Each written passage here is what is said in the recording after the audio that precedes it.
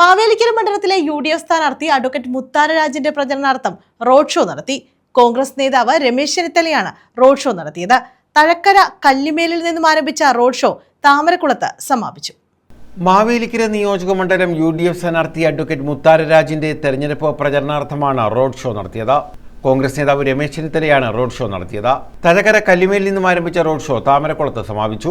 തുടർന്ന് നടന്ന പൊതുസമ്മേളനത്തിൽ രമേശ് ചെന്നിത്തല മുഖ്യപ്രഭാഷണം നടത്തി. ഇവിടെ പഠിക്കാൻ വിദ്യാർത്ഥികളില്ല, അവർ കേരളം വിടുന്നു. നമ്മുടെ ആരോഗ്യ മേഖല തകരുന്നു. പാവപ്പെട്ട രോഗികൾ സർക്കാർ ആശുപത്രിയിൽ ചെന്നാൽ മരുന്ന് പോലും കിട്ടുന്നില്ല. ഓപ്പറേഷന് വേണ്ടി ആരും മെഡിക്കൽ കോളേജിൽ പോവില്ല. കാരണം മെഡിക്കൽ കോളേജിൽ ചെന്നാൽ ഒരു കത്രിക കൂടി വയറ്റിൽ വെച്ച് തുന്നി ആളുകളെ അയക്കുന്ന കാഴ്ചയാണ് കാണാൻ കഴിയുന്നത്. നടന്ന് മെഡിക്കൽ കോളേജിൽ കയറുന്നവൻ മൂക്കിൽ പഞ്ഞി വെച്ച് തിരിച്ചു വരുന്ന അവസ്ഥയാണ് ഇന്ന് കേരളത്തിലുള്ളത്. എവരാണോ വീണ്ടും വരേണ്ടത്? എവരെയാണോ വീണ്ടും ഭരണമേൽപ്പിക്കേണ്ടത്? സാമ്പത്തികമായി കേരളം തകർന്ന് തരിപ്പണമായിരിക്കുന്നു. ഉമ്മൻചാണ്ടി വരെ EMS മുതൽ ഉമ്മൻചാണ്ടി വരെയുള്ള ഗവൺമെന്റുകൾ കേരളം ഭരിച്ചപ്പോൾ കേരളത്തിന്റെ കടം 1.5 ലക്ഷം കോടി. ഈ 10 വർഷം കൊണ്ട് അത് 6 ലക്ഷം കോടിയായി വർദ്ധിച്ചു. ഈ കടം നമ്മുടെ തലയിലാണ്. അരാജകത്വവും ജനങ്ങൾ തമ്മിലുള്ള അഭിപ്രായ വ്യത്യാസങ്ങളും ഇവിടെ വളരുന്നു. വർഗീയത ആളിക്കത്തിക്കാൻ ശ്രമിക്കുന്നു.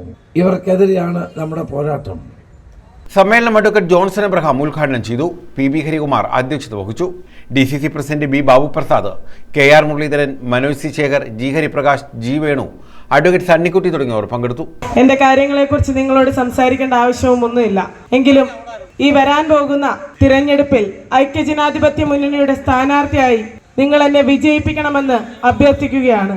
പ്രിയമുള്ളവരെ, എല്ലാവർക്കും അറിയാം, ഞാൻ വരുന്നത് സാധാരണക്കാരിൽ സാധാരണയായ ഒരു വീട്ടിൽ നിന്നും ഒരു മേശിരിപ്പണിക്കാരന്റെ മകളായി, ഒരു തയ്യൽ തൊഴിലുറപ്പ് തൊഴിലാളിയുടെ മകളായി കടന്നു വന്ന എനിക്ക് ഈ പ്രസ്ഥാനവും എന്റെ നാടും നാട്ടുകാരും നൽകിയ സ്നേഹത്തിനും അംഗീകാരത്തിനും എന്റെ ഹൃദയത്തിൽ നിന്നും നന്ദി രേഖപ്പെടുത്തുകയാണ്.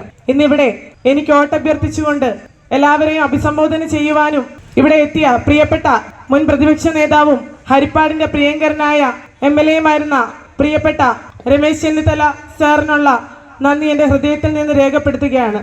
News bureau, Charummood.